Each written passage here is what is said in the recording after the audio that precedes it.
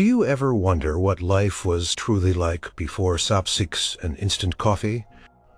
What secrets were held in the hands of people from 1,000 years ago? What amazing abilities did they possess that we have simply forgotten? Take a journey back to the medieval age, a time of knights, castles, and incredible, often shocking, forgotten talents. Number 8. The silent language of falconry. For centuries, the skies above Europe were not just for birds flying free, they were also the stage for one of the most intricate and demanding partnerships between humans and wild animals. Falconry. This was not just a hobby, it was a way of life, a high art, and a powerful status symbol throughout the medieval period. Mastering falconry meant understanding the silent language of a predator, nurturing a bond of trust, and unleashing a deadly hunter into the air, all without modern technology or even a full understanding of animal behavior as we know it today. A medieval master of falconry, often called a falconer, began their journey long before the first flight. It started with acquiring a young hawk or falcon, usually a wild-caught bird. This was a dangerous task in itself, often involving elaborate traps or climbing treacherous cliffs to retrieve nestlings. The best birds were highly prized, sometimes worth more than a warhorse. Once captured, the initial phase was manning the bird. This was an intense round-the-clock process, where the falconer would carry the bird on their gloved fist almost constantly. Day and night, the bird would be exposed to human activity, sounds, and sights. The goal was to accustom the wild creature to human presence, to make it unafraid, not by force, but by sheer relentless exposure and gentle handling. Sleep deprivation, for both the falconer and the bird, was common during this critical phase, lasting for days or even weeks. The constant physical contact, the soft, murmuring voice of the falconer, and the absence of any aggressive actions, slowly but surely calmed the wild bird, replacing its inherent fear. With a growing sense of security, feeding was a delicate balance. The bird's diet, usually fresh raw meat like pigeon or rabbit, was meticulously weighed. Too much food and the bird would become sluggish and independent, perhaps even fly off to hunt for itself and never return. Too little, and it would be weak, unhealthy, and unable to perform. Falconers learned the precise weight for each bird, adjusting it daily, based on its activity level and the upcoming hunting plans.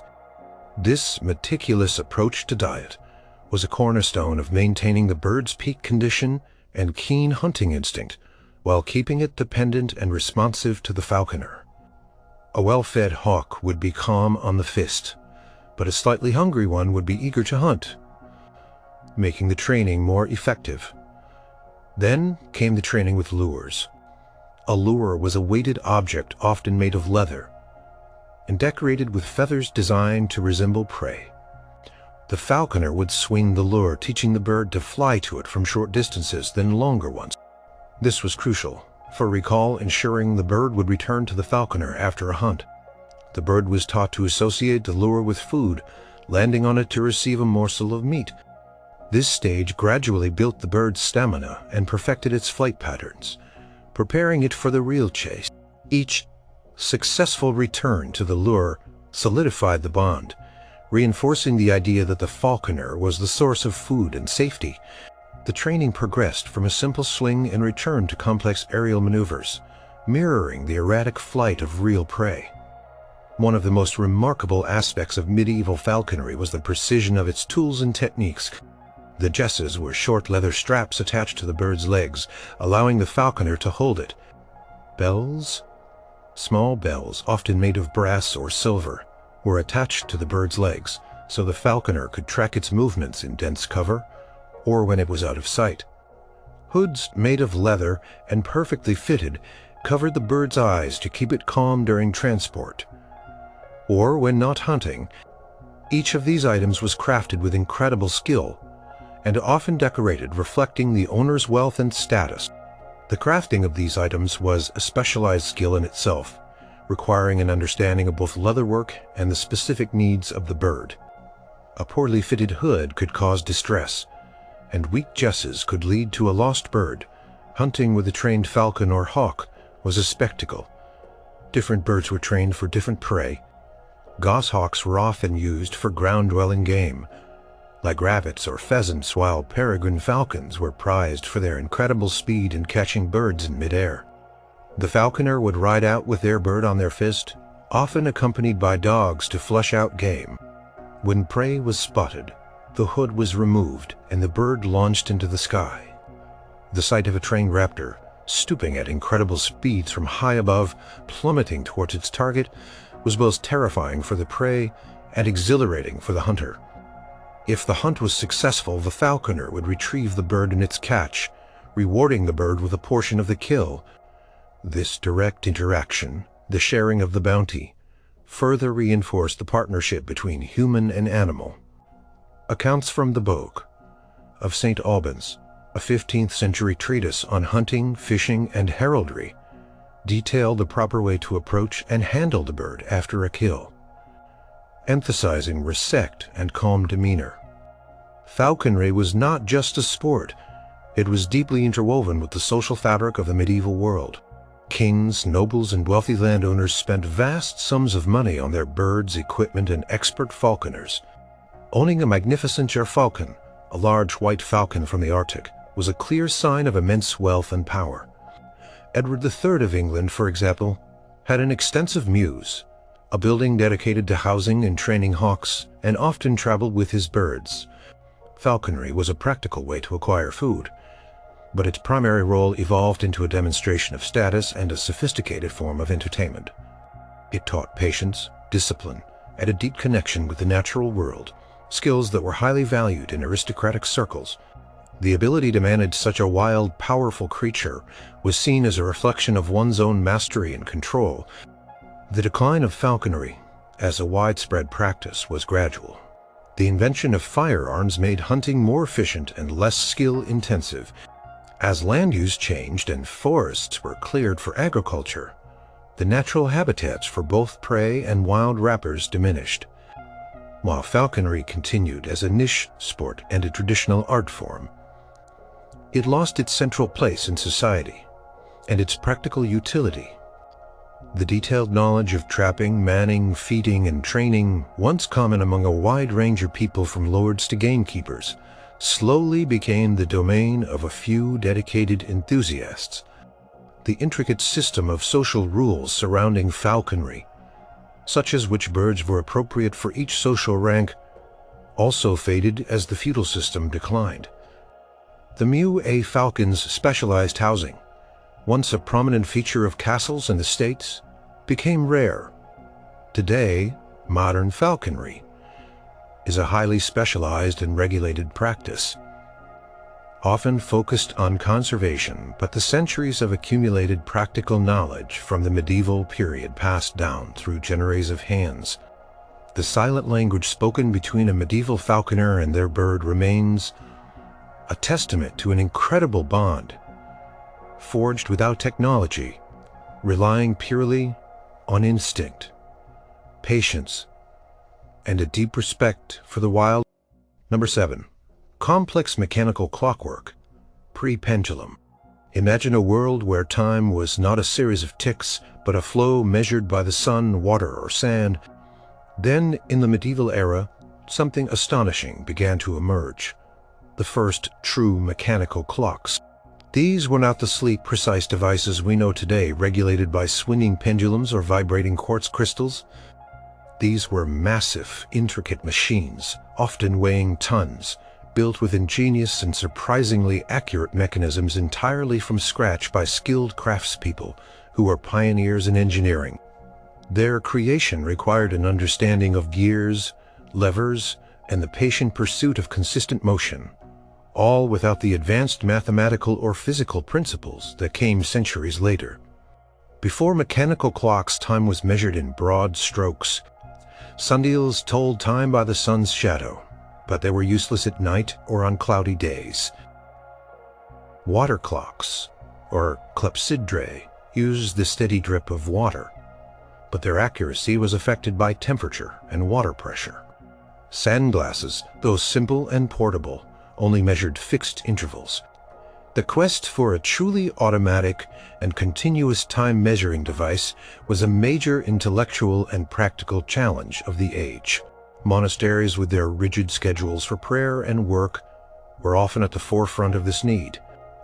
They desired a way to know the correct hour for divine offices, regardless of weather or season. The earliest true mechanical clocks, appearing in the late 13th and early 14th centuries, were marvels of their time. They were primarily striking clocks, designed to announce the hours by ringing a bell rather than displaying time on a dial. The core of these machines was the verge escapement with a foliote. This was the very first mechanism to convert the continuous motion of a falling weight into the oscillating motion needed to regulate time. A weight, often a large stone, was attached to a rope wound around a drum. As the weight descended, it turned the drum and a series of gears. The escapement, a small T-shaped component called a verger, was connected to a horizontal bar called a foliote. This foliote had weights on its ends and swung back and forth. Each swing allowed one tooth of the escape wheel to pass, regulating the speed at which the weight descended. This ingenious system, while not perfectly accurate, was a monumental leap forward. Historical accounts, such as those detailing the clock built for the Abbey of St. Albans by Richard of Wallingford, around 13ths of incredible complexity, incorporating astronomical dials and even representations of the solar system. Wallingford's clock, unfortunately, did not survive, but its detailed descriptions reveal an advanced level of mechanical thought. Building such a clock was an immense undertaking, requiring the collaboration of various specialized artisans. Blacksmiths forged the heavy iron gears, pinions, and frames. Carpenters constructed the massive wooden cases and supports, often towering structures within a church or cathedral. Precision was paramount, even with the limited tools available. The teeth of the gears had to mesh perfectly, requiring skilled filing and shaping. The pivots and bearings had to be smooth and properly aligned to minimize friction. Lubrication. Often animal fat or oil was essential, but could also attract dust and debris, leading to wear and tear. The sheer scale of these early clocks meant that errors could be catastrophic, requiring immense effort to correct. The weight of the falling mechanism, often several hundred pounds or more, also necessitated robust construction to prevent collapse. The process of constructing a medieval clock began with careful design, often drawn on parchment, detailing the ratios of the gears. A single miscalculation could render the entire mechanism useless. Then came the laborious forging of the iron components. Each gear wheel, sometimes several feet in diameter, was hammered into shape with the teeth meticulously filed by hand. The main driving weight might be a huge boulder, and the rope or chain supporting it had to be incredibly strong. Installation was equally challenging. Imagine hoisting massive iron gears and the immense weight up into a tall church tower using only ropes and pulleys. The clockmakers had to work in cramped, often dark spaces, enduring the biting cold or stifling heat within the stone structure. Accuracy was a constant battle. Early clocks could lose or gain significant time each day, sometimes by several minutes or even an hour. This was due to variations in the friction of the components, changes in temperature affecting the metal, and the inherent limitations of the foliote escapement, which was easily affected by air, currents, and variations in its own swing. Regular adjustments were necessary, often performed by the monks or a dedicated clockkeeper. They would check the clock against a sundial at midday and manually reset it, a practical solution to a persistent engineering challenge. This constant need for human intervention highlights the early stage of automation these machines represented. The clock in Strasbourg Cathedral, completed in 1354, was one of the earliest examples of a fully automatic astronomical, clouding planetary movements, and even in astrolabe, a complex sign-to lake. Its construction involved multiple generations of master craftsmen. Despite their imperfections, these pre-pendulum mechanical clocks had a profound impact on society. They introduced a new way of perceiving and organizing time. Life began to be regulated by the hour in a more precise way, rather than just by dawn or dusk. This new precision was crucial for organizing complex activities, like trade, city administration, and of course, monastic life. Towns began to build public clocks, often on their market squares or city halls, marking the passage of time for everyone. The rhythmic striking of the hour became a regular part of urban life, shaping daily routines and communal activities. The mechanical clock was a precursor to the Industrial Revolution, demonstrating the power of precise machinery and the potential for automated systems. It was a tangible expression of human ingenuity, transforming an abstract concept, like time, into a tangible mechanical reality. The eventual decline of the verge and foliot mechanism in large public clocks came with the invention of the pendulum by Christian Huygens in the mid-17th century.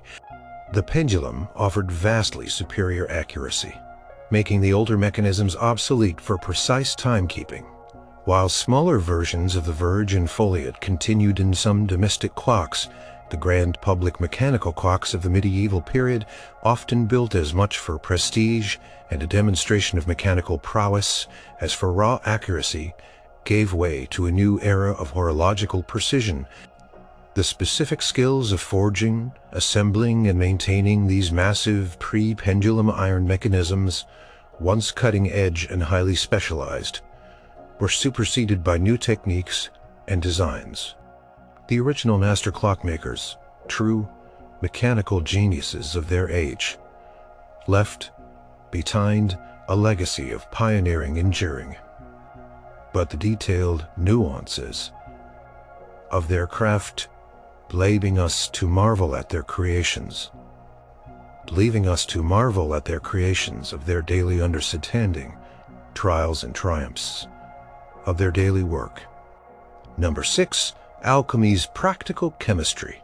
When you hear alchemy, you might picture cloaked figures trying to turn lead into gold. While the quest for the philosopher's stone was certainly a driving force, medieval alchemy was far more than just a magical pursuit. It was a complex and practical blend of early chemistry, metallurgy, medicine, and philosophy. Alchemists were the scientists and engineers of their day, experimenting with materials, developing new processes, and creating compounds that had real-world applications. Their labs, often rudimentary by modern standards, were crucibles of innovation, where keen observation and persistent experiments laid some of the groundwork for modern chemistry, even if their ultimate goals were often rooted in mystical belief. The medieval alchemist worked in a dimly lit laboratory filled with strange smells and bubbling concoctions. Their primary tools were furnaces, crucibles, retorts, and alembics. A retort was a glass or ceramic vessel with a long downward-sloping neck used for distillation. An alembic was a more complex still, consisting of a heated vessel, a cap to collect vapors, and a condenser for cooling them back into liquid. These instruments, often made of fragile glass or resistant ceramics, were essential for processes like distillation, sublimation, calcination, and dissolution. Building these apparatuses, especially from glass, was a skilled craft in itself, requiring heat resistance and careful shaping. The purity of their raw materials was a constant concern, as contaminants could ruin an experiment. They often relied on natural sources for their chemicals, minerals, plants, and animal products. One of the most important practical applications of alchemy was in the creation of new materials and dyes. Alchemists experimented tirelessly with metal alloys, trying to improve their properties for tools or armor. They refined existing methods of extracting metals from ores, making them purer and stronger. For example, the detailed process of smelting iron and then refining it into steel was a complex chemical process that alchemists contributed to through trial and error. They also spent significant time on pigments and dyes, creating vibrant, stable colors for textiles. Illuminated manuscripts and paintings was a highly valued skill. Alchemists developed techniques for making deep reds from madder root, rich blues from woad or indigo, and brilliant greens by combining yellow and blue pigments. They understood the importance of mordants, substances like alum or iron salts that helped dyes bind permanently to fabric, a fundamental chemical principle. The process was often dangerous, involving caustic chemicals and high temperatures. Imagine handling large vats of boiling liquid, potentially producing toxic fumes, all without proper ventilation or safety equipment. Medicine was another major field where alchemy played a crucial role. Many alchemists were also physicians, believing that understanding the elements and their transformations could lead to cures for diseases. They sought to create elixirs and potions that would not only prolong life but also improve health. They experimented with herbal extracts, mineral compounds, and distillation to create pure and more potent remedies. For instance, the distillation of alcohol, initially developed by Arab alchemists, was refined in Europe and used to extract active ingredients from plants, creating tinctures and spirits that were then used as medicine. Paracelsus, a renowned alchemist and physician of the late medieval and early modern period, strongly advocated for the use of mineral remedies and pushed the boundaries of alchemical medicine. Although his methods were often controversial and dangerous, he believed that the human body was a chemical system and that diseases were caused by imbalances which could be corrected by specific chemical agents. His work, while sometimes bordering on the fantastical, marked a significant shift towards a chemical understanding of disease. The alchemist's daily work was incredibly labor-intensive and often frustrating. Many hours were spent meticulously preparing raw materials, grinding minerals into fine powders, drying herbs, or extracting essences. The furnace had to be constantly tended, maintaining precise temperatures often for days or weeks on end, for processes like calcination where a substance was heated to transform it.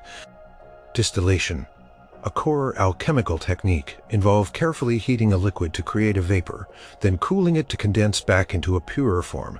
This process was used to create strong acids, like aqua fortis, nitric acid, and aqua regia, a mixture of nitric and hydrochloric acids, which were capable of dissolving gold, a truly revolutionary discovery for metallurgy and assaying.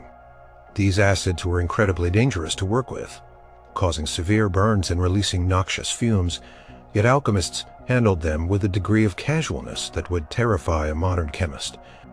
Accounts from figures like Roger Bacon, a 13th century English philosopher and alchemist, describe meticulous experiments aimed at understanding the properties of light and compounds, demonstrating a rigorous, if sometimes misguided, scientific approach. The decline of practical alchemy began as the Enlightenment ushered in a new era of scientific thought. The focus shifted from mystical transformations to empirical observation and systematic experimentation.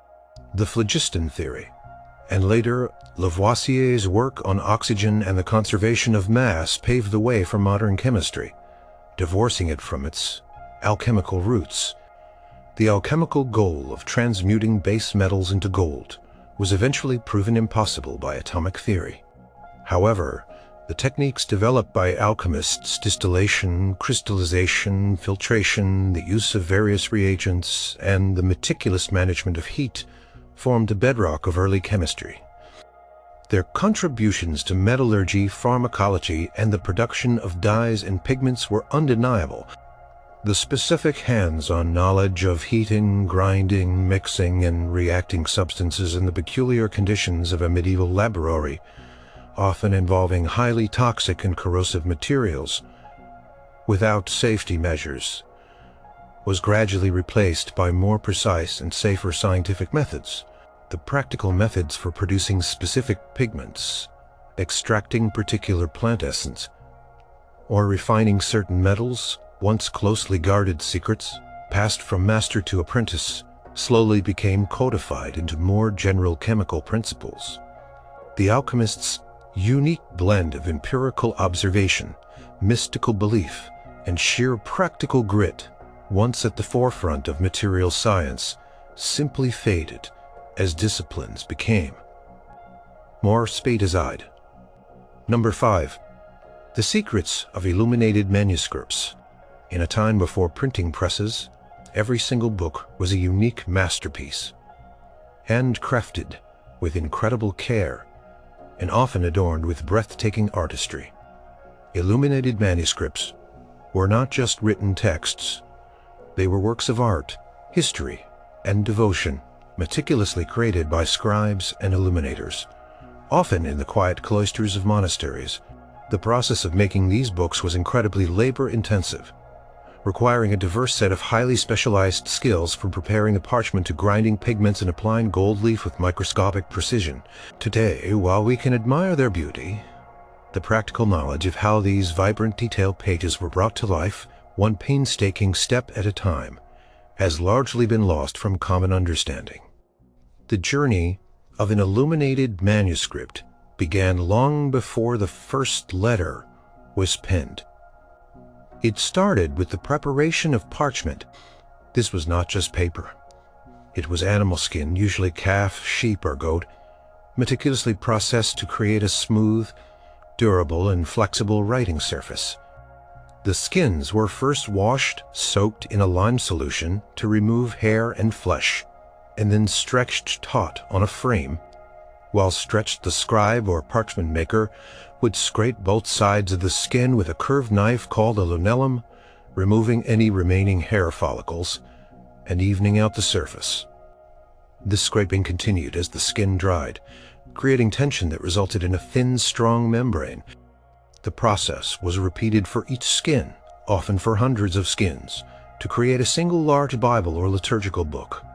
The goal was to achieve a perfectly smooth, white, and translucent surface, free of blemishes, where ink would not bleed and colors would shine. This was a long, arduous, and smelly process, often done outdoors or in dedicated workshops. Once the parchment was ready, it was cut into quires-folded sections that would eventually form the book. The scribe would then meticulously rule the lines for the text, either by pricking tiny holes in the margins and connecting them with a dry point, a sharp-pointed tool that left an indentation but no ink, or with a lead point. This ensured that all lines of text were perfectly straight and evenly spaced, a testament to the discipline required. Then came the writing itself, known as scribing. Scribes used quills, usually from goose or swan feathers sharpened to a fine point. The ink was made from various natural sources, often iron gall ink, a stable and permanent black ink made from oak galls, iron sulfate, and gum arabic. Each letter was carefully formed with incredible consistency, sometimes for hundreds of pages. A single mistake could mean hours of painstaking correction, or even starting a new page. The work was slow, methodical, and often performed in silence, with only the scratching of the quill against the parchment. Accounts from monasteries like the Abbey of St. Gall described scriptoria, where monks copied text for years on end, often enduring cramped conditions and poor lighting. After the text was written, the illuminator took over. This was where the magic truly happened. The illuminator would first sketch the designs for initial letters, borders, and miniature scenes using a lead point or charcoal. Then came the application of gold. Gold was not applied as paint, but as actual gold leaf, incredibly thin sheets of pure gold. The illuminator would prepare a gesso or bowl ground, a mixture of gypsum, glue, and sometimes clay, which was applied to the parchment where the gold was to go.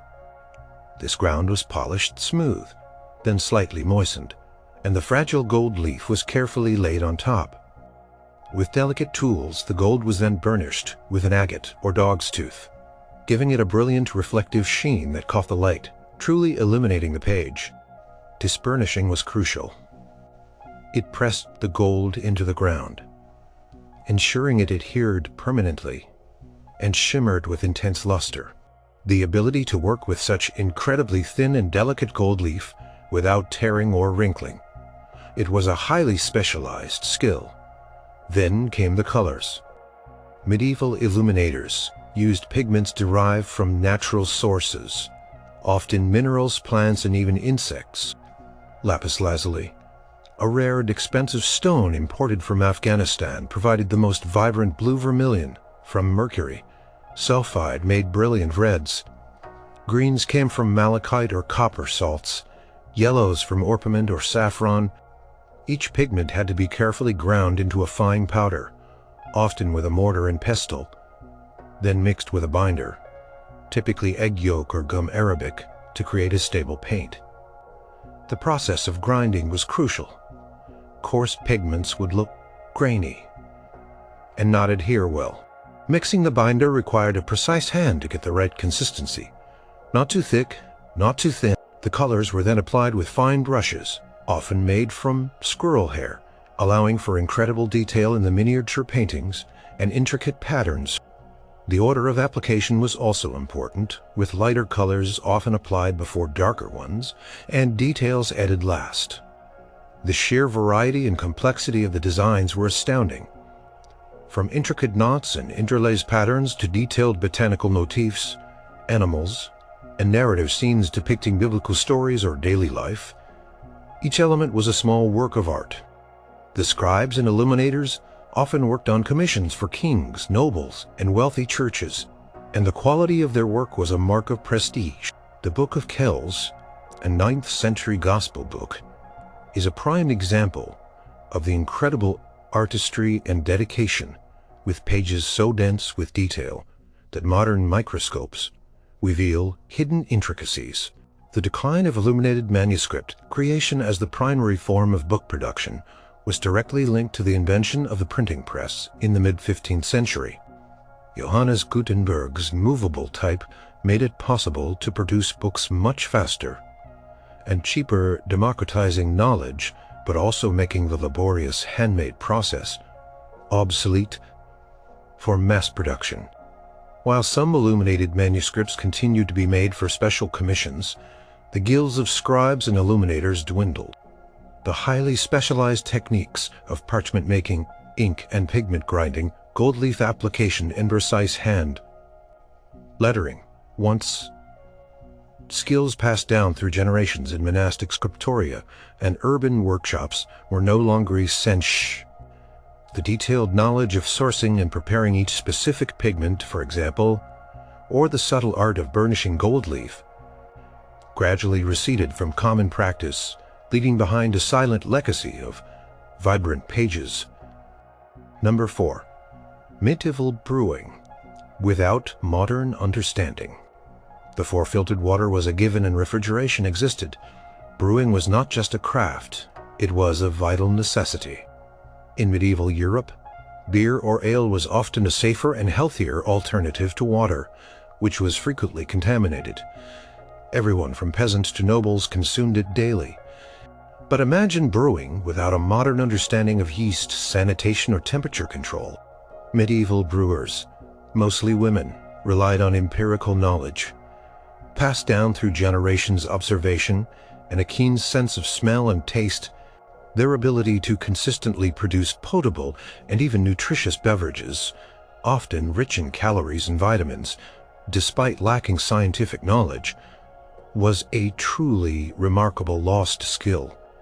The process began with the grain, most commonly barley, but also wheat, oats, or rye. The first step was malting. Grains were soaked in water to begin germination, a process that converted starches into fermentable sugars. Once they started to sprout, the grains were spread out on a malting floor and then carefully dried, often in kilns, fired by wood or peat. This drying process, called kilning, was crucial.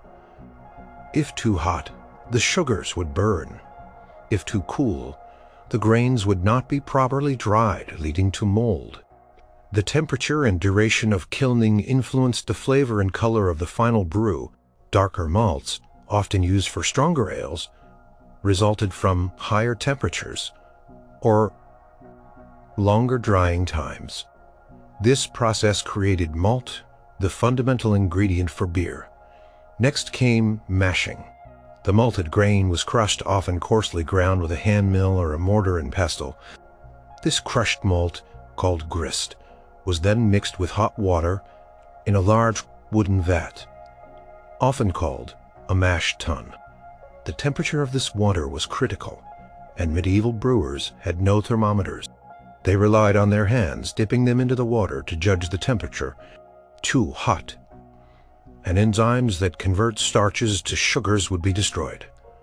Too cold, and the conversion would be inefficient. The mixture was left to steep for several hours, allowing the enzymes in the malt to convert complex starches to fermentable sugars, creating a sweet liquid called wort. Stirring was done manually, often with large wooden paddles, ensuring even temperature distribution and efficient sugar extraction. After mashing, the wort was separated from the spent grain. This was done by draining the wort from the bottom of the mash tun, often through a filter of straw or twigs. The remaining spent grains could then be used as animal feed. The sweet wort was then transferred to a large cauldron or brewing pot for boiling. Hops, if available, were added during this stage. Hops were not universally used in early medieval brewing but became more common over time, especially from the 12th century onwards for their preservative qualities and bitter flavor. Boiling the wort sterilized it, destroying any unwanted bacteria that could spoil the beer. It also concentrated the sugars and extracted flavors from the hops. The boiling could last for an hour or more over an open fire. Managing the fire and preventing scorching were vital tasks, requiring constant attention. Once boiled, the wort was cooled. This was a critical and vulnerable stage for contamination. Brewers would transfer the hot wort to wide, shallow cooling vats, often in cool cellars or open spaces. The goal was to cool it quickly to prevent the growth of unwanted bacteria which would sour the beer. Rapid cooling without refrigeration was challenging. Sometimes they would use specific types of stone or wood in the vats that helped dissipate heat. Once cooled to a suitable temperature, the yeast was added. This is where medieval brewing truly differed from modern methods. Brewers had no purified yeast strains. Instead, they relied on barm, the frothy sediment from a previous successful brew, or wild yeasts present in the air and on their equipment.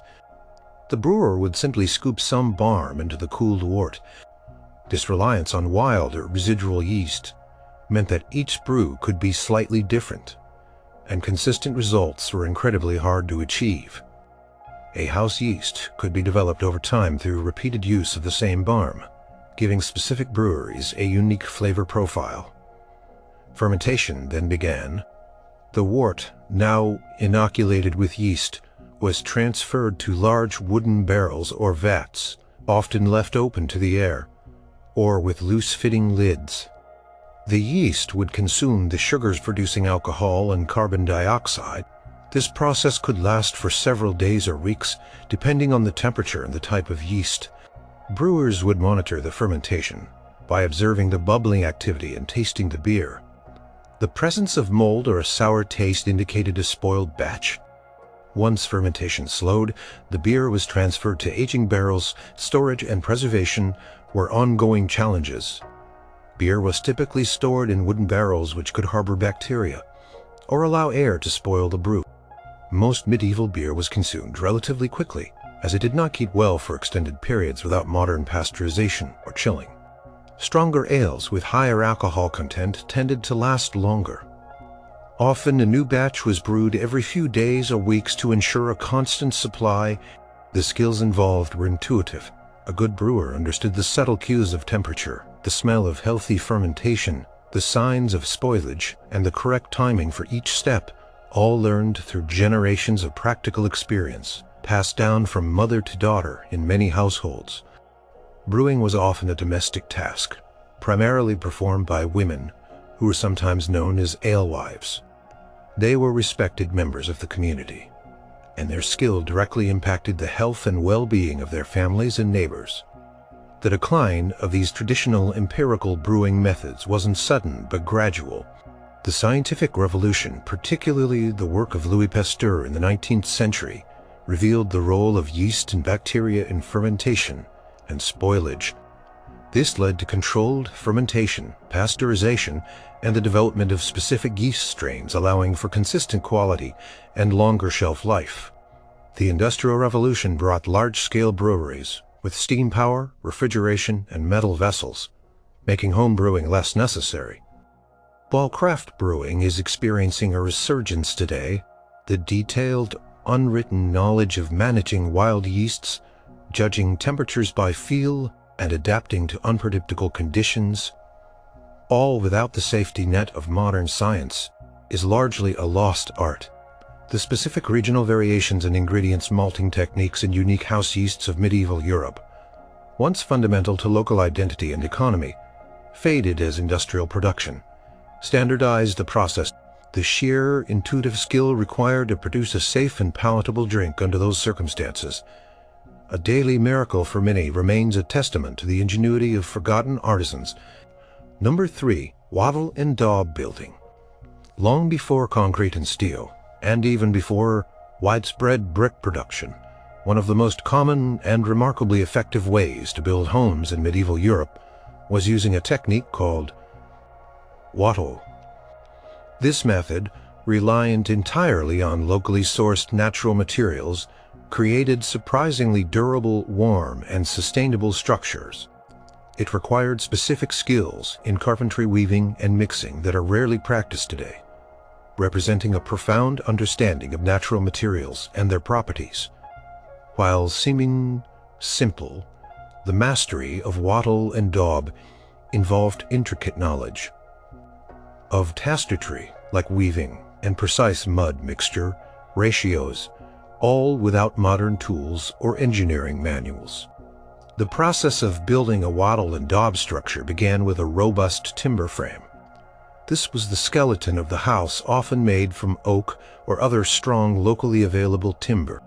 Carpenters would use axes, adzes, and chisels to shape the timbers, creating mortise and tenon joints, interlocking wooden pegs and holes to connect the beams without nails. These joints were often secured with wooden pegs, making the frame incredibly strong and flexible. The frame would include vertical posts, horizontal beams, and often a roof structure, typically thatched. This timber frame defined the overall shape and size of the building, and its strength was paramount as it carried the weight of the roof and provided the main support for the walls. Once the timber frame was erected, the wattle came next. This was the ingenious woven lattice that formed the core of the walls. Thin, flexible branches or wattles, typically hazel, willow, or chestnut, were carefully selected and prepared. These branches were often split lengthwise to make them more pliable. Vertical stakes, called staves or spars, were then hammered into grooves or holes drilled into the horizontal timber beams of the frame, usually spaced about a foot or so apart. These stakes formed the upright structure of the wattle panel. Then the flexible wattles were woven horizontally between these vertical stakes, much like creating a giant sturdy basket. The weaving had to be tight and consistent, forming a dense mesh that would hold the subsequent daub mixture securely. This required a keen eye for spacing, a steady hand, and significant physical strength. The weave created a strong interlocking network of wood that was surprisingly resilient. After the wattle was in place, the daub was prepared. This was the crucial infill material, a specific mixture of natural ingredients. The main components were clay, subsoil, or earth mixed with water, and often a fibrous binder. Common binders included straw, animal dung, horse hair, or even chopped rushes. The purpose of the binder was to give the daub tensile strength, preventing it from cracking as it dried, and ensuring it adhered well to the wattle. The mixing process was often done on a large flat surface, sometimes by trampling the mixture with bare feet. A messy and arduous task, the ratios of clay, water, and binder were critical. Too much water would make it runny and weak, too little, and it would be too stiff to work. The mixture needed to be cohesive and pliable, with a consistency that allowed it to be pressed firmly into the wattle. An experienced builder knew by touch and feel when the daub was perfectly mixed.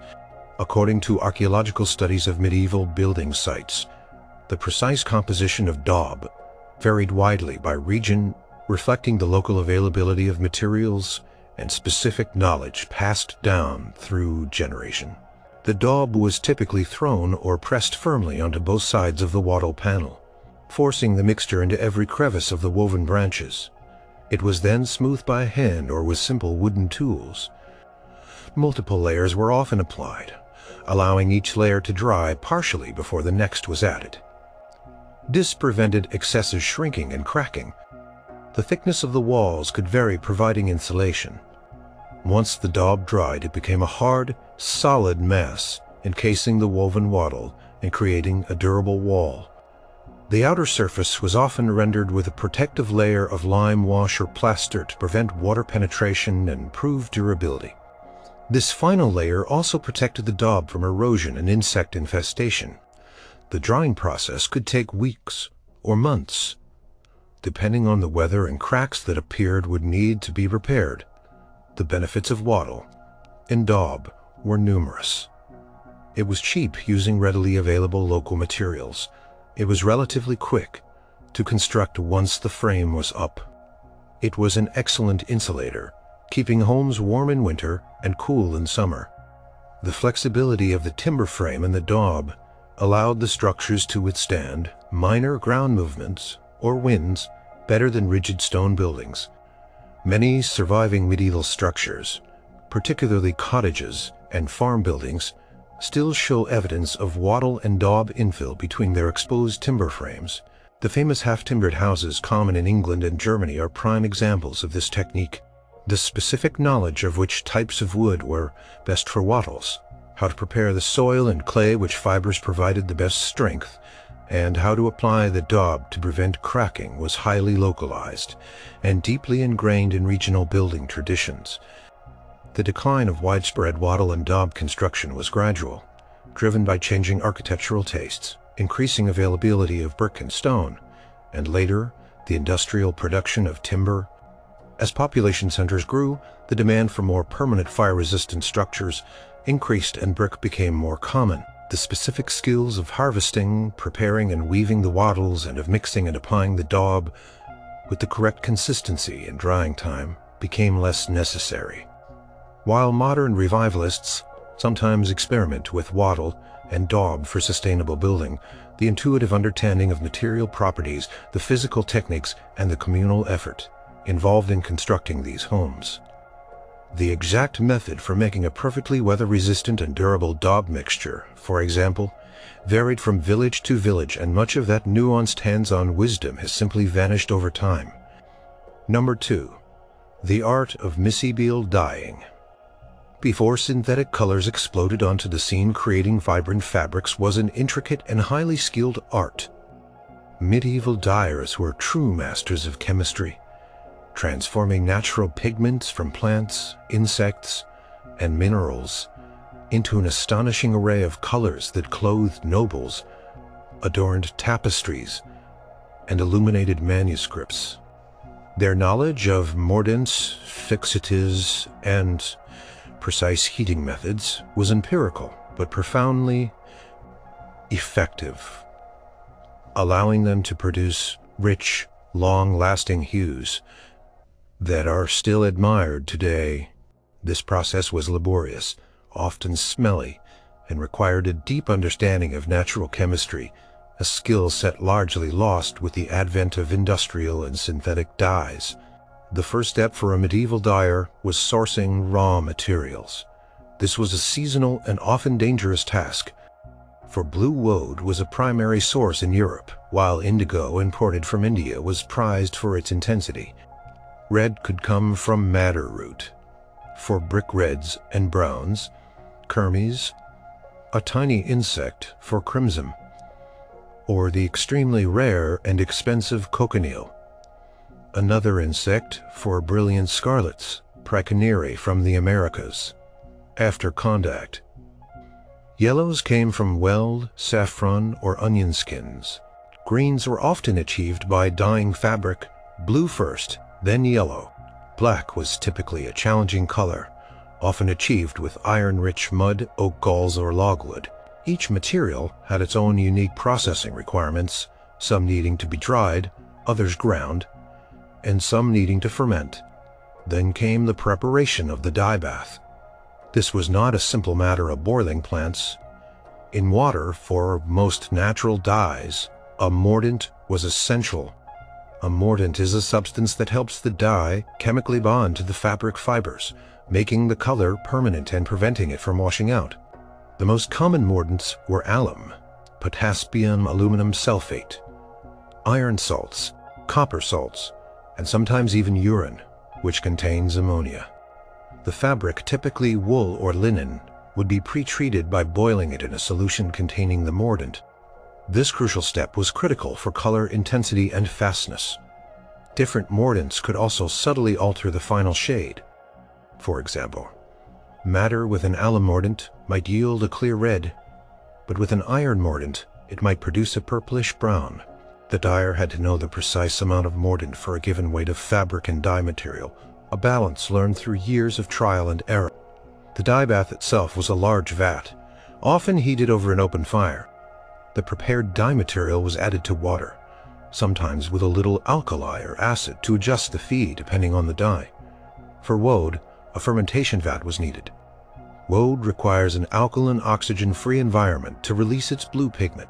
The woad leaves would be fermented in a large vat, often with urine or lye, creating a strong, pungent odor. The fabric would then be dipped into this greenish-yellow liquid. When removed and exposed to the air, the oxygen would cause the indigo pigment to oxidize, transforming the fabric to a vibrant blue before the dyer's very eyes. This process, known as an indigo vat, was a complex biochemical reaction that medieval dyers mastered purely through observation and experience. Adjusting temperature and feature by feel and smell, the specific nuances of maintaining a healthy woad vat were closely guarded secrets within dyer families or guilds. Temperature control was crucial for all dye baths. Too hot and the dye might degrade or the fabric might be damaged. Too cool and the dye might not penetrate the fibers effectively. Medieval dyers had no thermometers. They relied on their senses, the steam rising, the bubbles forming, and the feel of the liquid. The fabric was immersed in the dye bath and constantly stirred with long wooden poles to ensure even dyeing. This process could take hours, with the dyer constantly monitoring the color development and adjusting the heat. If the color was not deep enough, the fabric might be left in longer, or the dyer might prepare a stronger second bath. Historical records from medieval guilds often detail strict regulations on dyeing practices, reflecting the high value placed on quality and the complexity of the craft. Finishing the fabric was the final step. Once dyed, the fabric had to be rinsed thoroughly to remove excess dye and mordant. This was often done in rivers or large vats. Then it had to be dried often by hanging it in the open air, taking care to avoid direct sunlight, which could fade some natural dyes. Some fabrics might then undergo further treatment, like fulling, a process of compacting wool fibers, or calendering, pressing with rollers, to give them a smoother finish. The entire process from raw material to finished fabric was incredibly labor-intensive and involved significant physical effort. The workspaces were often hot, damp, and filled with strong odors from the dyes and mordants. The high skill involved meant that dyers often formed powerful guilds in medieval towns. Dyers were key figures in the textile industry, one of the most important economic sectors of the Middle Ages. The specific shades and fastness of colors became a mark of quality and prestige. The brilliance of medieval tapestries and stained glass relied on the dyer's ability to produce truly vibrant and enduring colors. The decline of this traditional art began in the 19th century with the discovery of synthetic aniline dyes.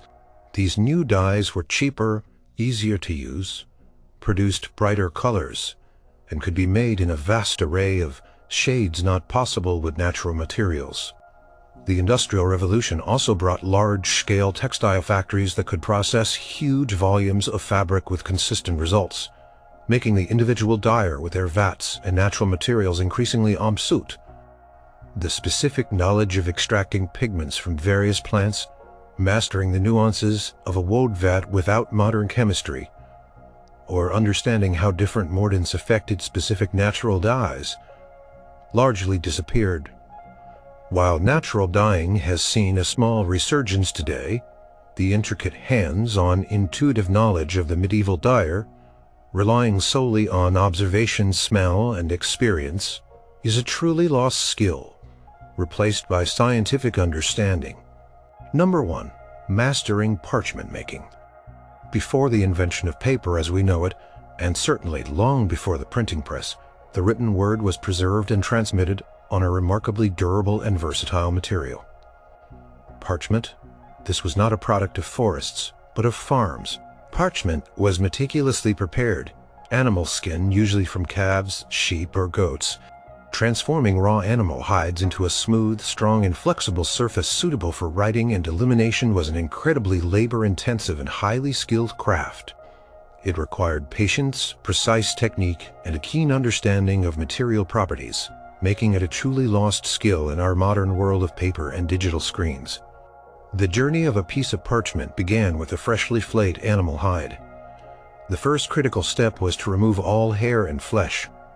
The hides were soaked in large vats of water, often for several days, to soften them. Then they were transferred to vats filled with a lime solution, a mixture of quicklime and water. This alkaline bath, often called a lime pit, was crucial for loosening the hair follicles and dissolving any remaining flesh or fatty tissue on the underside of the skin. The hides would remain in this lime pit for several days, or even weeks, depending on the thickness of the skin and the desired result. Regular stirring and turning were necessary to ensure even exposure to the lime. This stage was particularly unpleasant, as the lime pits often emitted strong, noxious odors, and the hides became slippery and swollen. Once the hair was sufficiently loosened, the hides were removed from the lime pit and stretched over a beaming board, a curved wooden support. Using a specialized curved knife called a fleshing knife, the parchment maker would meticulously scrape off all the loosened hair from the outer side, the grain side. This was a highly skilled operation. Too much pressure, and the skin could be cut or thinned unevenly. Too little, and residue would remain.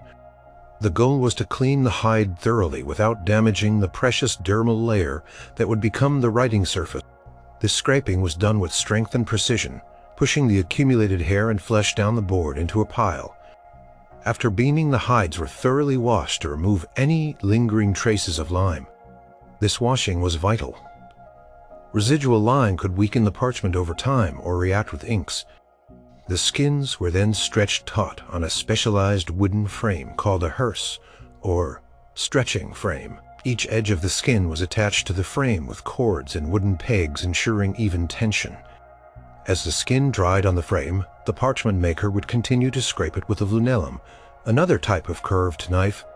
This scraping, done both on the grain and flesh sides, was essential for thinning the skin evenly, consolidating the fibers, and creating a smooth, uniform surface.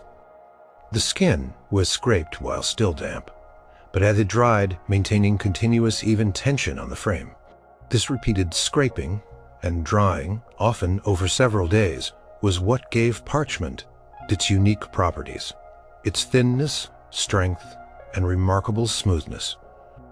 The consistent tension helped to reorient the kaolin fibers in the skin, making it less likely to warp or wrinkle. The final stage of preparation involved refining the surface. Once fully dry and scraped thin, the parchment was often treated with a fine abrasive, such as pumice powder, chalk, or fuller's earth. This was rubbed into the surface to create a perfectly smooth, receptive finish for ink. The surface could then be pounced with a fine powder like chalk or talc, which helped to reduce greasiness and allow the ink to adhere better without feathering. The result was a pale, often translucent sheet of material that was incredibly durable, could withstand scraping and rescraping of errors by a scribe, and provided an ideal surface for inks and vibrant pigments. The grain side and flesh side often had slightly different textures and appearances, with the flesh side generally being softer and lighter, and the grain side sometimes showing subtle hair follicle patterns. The quality of parchment varied enormously. The best parchment, made from very young calves, vellum, was incredibly fine and smooth, reserved for the most important texts and illuminated manuscripts. Thicker, coarser parchment from older animals or less meticulous preparation was used for everyday documents. The process was sensitive to environmental conditions. Fluctuations in temperature and humidity could affect drying and stretching, potentially leading to inconsistencies or damage. A single large book, such as a Bible, could require the skins of hundreds of animals, representing a significant investment of resources, time, and highly specialized labor. Accounts from monastic scriptoria and medieval workshops describe the painstaking work of preparing thousands of sheets of parchment over many years. The decline of parchment making as a widespread industry began with the increasing availability and decreasing cost of paper. Paper, originating in China and spreading through the Arab world, slowly made its way into Europe. By the late medieval period, and certainly after the invention of the printing press in the mid-15th century, paper became the dominant material for books and documents. It was cheaper to produce, faster to manufacture, in quantity, and eventually could be made uniformly in large sheets. While parchment continued to be used for very high-status documents, legal charters, and specific artistic commissions, its role as the primary writing material diminished. The specific hands-on knowledge of processing animal hides with lime, scraping them clean, stretching them taut, and repeatedly scraping them to the perfect thickness and smoothness, once vital to literacy and learning, faded from common practice. The precise feel of the skin at each stage, the smell of the lime pits, the rhythmic scraping sound of the lunellum, all represent a truly visceral and detailed understanding of material transformation that has been supplanted by industrial processes. The medieval parchment maker's subtle art of turning raw animal skin into a lasting canvas for human thought and creativity is a profound example of a skill that has dissolved into history.